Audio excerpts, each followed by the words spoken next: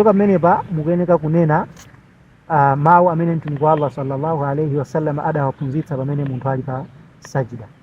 Mawu ake ndi ati: subhana rabbiyal a'la, kapena subhana rabbiyal a'la wa bihamdihi. Ndiye kuti munthu ukhoza kusankha mmene ungaoneremo, koma palinso ena aja subuhun qudusun rabbul malaikati waruh. Ndiye unena kandi kamodzi, kandi kawiri, kandi katatu, kaya kudutsa pamenepo mmene waoneramo, koma tisapange mwachangu subhana rabbiyal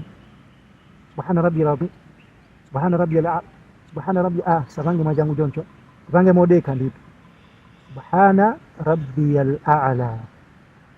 Koma mwachangu anthu ambiri amapanga zimenezo, kungofika pa sajida time yatani aweramuka, ngati mmene imakhalira mbalame kuti ikutani ikudya zinthu, kungofika chonchi kenako ndikutere.